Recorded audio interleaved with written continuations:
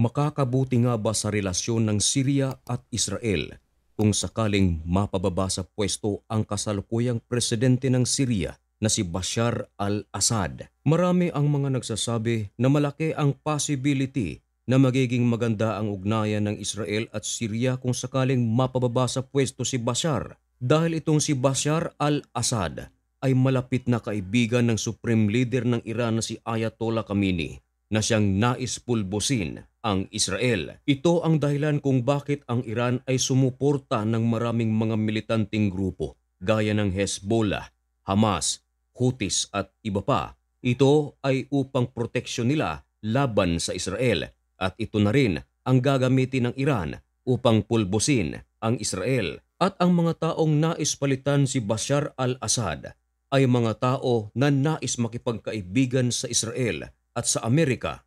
Kaya marami ang mga nagsasabi na kung sakaling mapababa ito sa pwesto, ito na ang magiging dahilan ng kapayapaan sa pagitan ng Syria at Israel. Pero meron ding mga nagsasabi huwag magpakampante ang Israel dahil merong salita na tinatawag na traidor. Oo, hindi mawawala sa isipan ng karamihan na baka nais lang ng mga oposisyon o mga rebelde na tulungan sila ng Israel upang madaling mapabagsak ang puwersa ng Syrian government, at kapag nangyari na ito, sila na ang uupo sa gobyerno at magagawa nila ang kanilang gustong gawin. Kung gusto ba nilang makipagkaibigan sa Israel o gusto nila itong maging kalaban. Kaya marahil ito ang dahilan kung bakit hindi sumasagot ang Israel sa panawagan ng magkabilang panig. Si Benjamin Netanyahu ay isang matalinong leader at hindi basta-bastang pumapasok sa isang sitwasyon na sa tingin niya ay alanganin. Wala pa siyang salitang binitawan kung saan siya papanig. Pero alam niyo ba mga kaibigan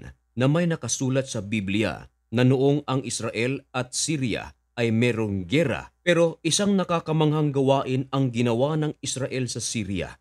At ito ang dahilan kung bakit ang Syria ay hindi na umaatake sa Israel noong panahon. Ano kaya ang ginawa ng Israel? Halina't ating basahin sa banal na aklat.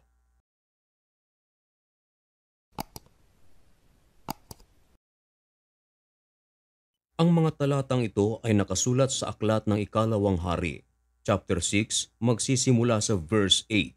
At ganito ang nakasulat. Ang hari nga ng Syria ay nakipagdigma sa Israel at siya'y kumuhang payo sa kanyang mga lingkod na nagsasabi, sa gayot gayong dako malalagay ang aking kampamento. Pero may alagad ng Diyos na nagngangalang Eliseo na siya ang pumapatnubay sa Israel sa gera nito laban sa Syria. Pinayuhan ni Eliseo ang hari ng Israel na huwag dumaan sa lugar na kung saan naruroon ang mga Syrian. At ang lalaki ng Diyos ay nagsugo sa hari ng Israel na nagsasabi, mag-ingat ka na huwag dumaan sa dakong yaon, sapagkat dooy lumulusong ang mga taga-Syria. At dahil sa sinunod ng hari ng Israel ang payo ni Eliseo na alagad ng Panginoon, sila ay nangaligtas. Ito ay mababasa sa verse 10.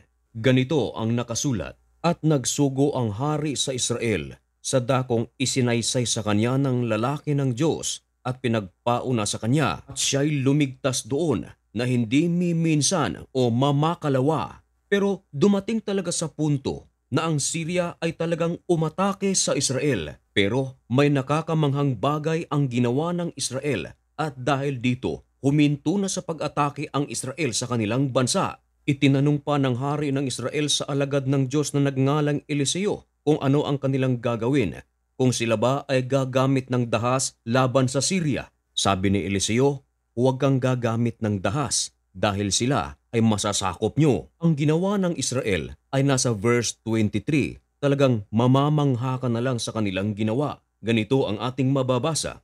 At ipinaghanda niya ng malaking pagkain sila. At nang sila'y makakain at makainom, kanyang pinayaon sila at sila'y nagsiparoon sa kanilang Panginoon. At ang pulutong ng Syria ay hindi na naparoon pa sa lupain ng Israel. Of course, hindi rito nagtatapos ang istoryang ito. Mahabang mahaba pa ito.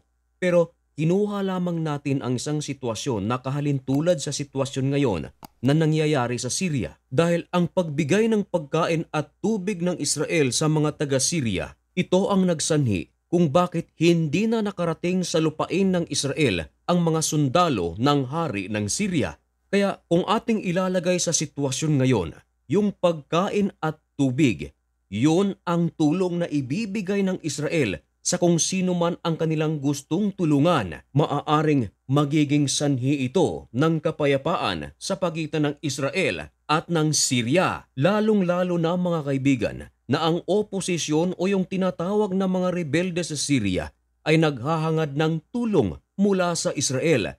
Ayon sa kanila, "We love Israel. We are not your enemy." At ganun din ang presidente ng Syria na si Bashar al-Assad, humihingi rin ng tulong sa Israel. Pero marami ang mga nagsasabi na mas malapit sa katotohanan na mas tutulungan ng Israel ang mga oposisyon o yung mga rebelde na nais pababain sa pwesto si Bashar al-Assad. At sinabi ito mismo ng Iranian Foreign Minister na ang mga rebelde daw, pakanaraw ito ng United States of America at Israel.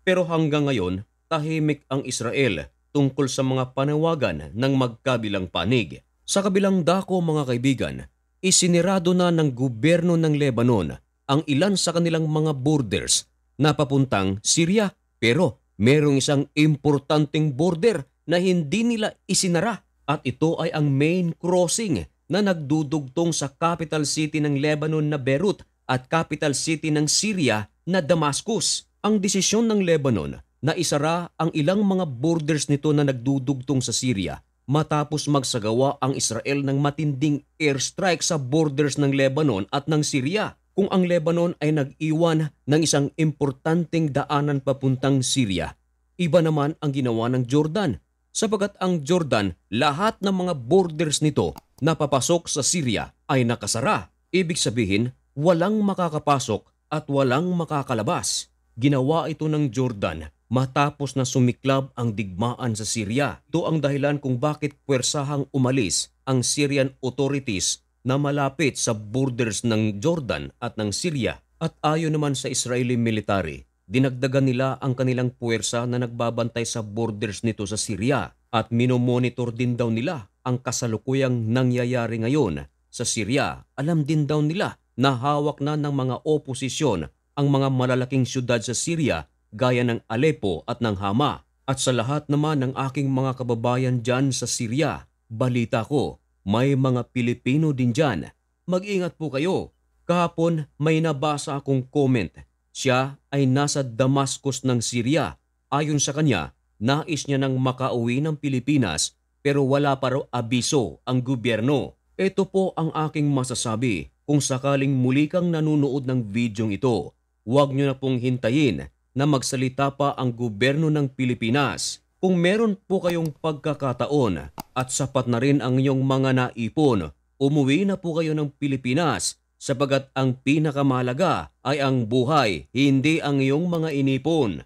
At alam ko rin na kayo mismo na nariyan sa Syria ang mas nakakaalam kung ano nga ba ang tunay na sitwasyon dyan sa inyong lugar. Kaya hanggat may pagkakataon pa, umuwi na ng Pilipinas o kontakin ang ating mga imbahada dyan sa Syria. At mga kaibigan, antabayanan lamang ang mga latest development sa Syria, sa Israel, sa Lebanon at kahit saang sulok ng mundo dito lang sa Usapang Banal. At upang maging updated ka, pasubscribe na rin, mahal kong kaibigan. Hanggang dito na lang muna ang videong ito. May God bless you and thank you so much for watching.